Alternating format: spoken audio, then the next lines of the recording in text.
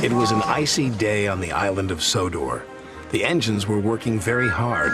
They didn't mind the cold because they had toasting hot fireboxes to keep them warm.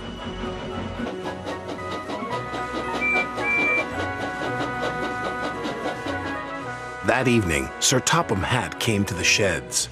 "There's a big freeze coming tonight," he said. "James and Percy are to deliver extra coal to the stations." "Yes, sir," they said eagerly, and Sir Topham Hatt drove away. "You'd better hurry," teased Thomas, "or scary Jack Frost might get you." "Who's Jack Frost?" Percy whistled nervously.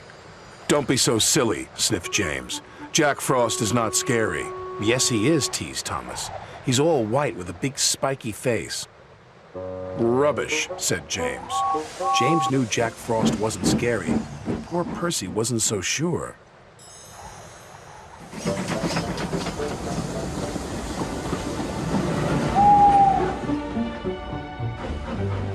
Percy shivered. "Jack Frost is not scary. Jack Frost is not scary. Jack Frost is not scary."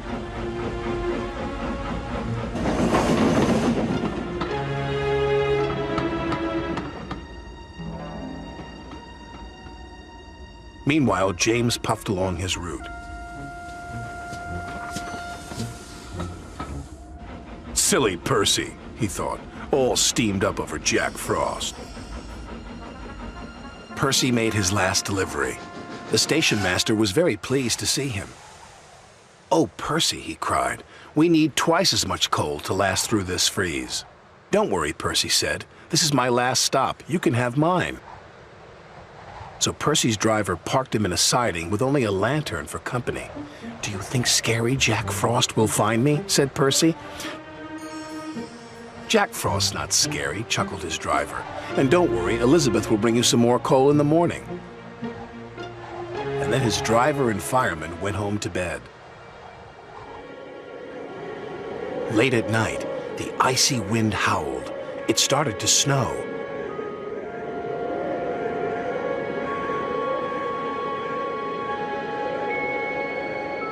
Soon Percy's face was so cold, an icicle hung from his nose.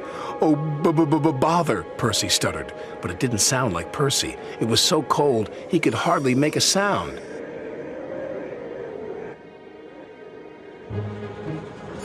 At last, James was on his way back to the sheds.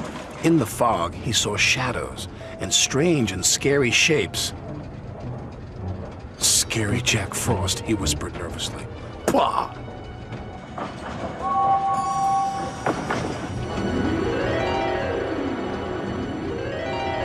"Hello, James?" muttered Percy icily. "Scary Jack Frost," cried James, and he raced away as fast as his wheels could carry him. He didn't stop until he got back to the sheds. The next morning, Elizabeth brought plenty of coal. "Oh, my dear," Elizabeth chuffed to Percy, "it looks like Jack Frost really got you." The firelighter started Percy's fire. Soon his ice mask melted away.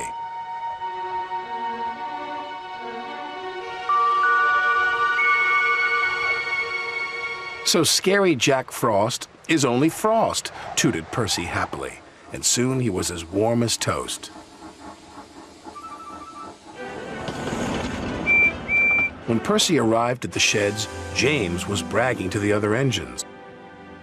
"I saw scary Jack Frost last night," James huffed. "He even knows my name." "He also knows that you ran away," teased Percy. And all the engines whistled, including James. But Percy's was the loudest whistle of all.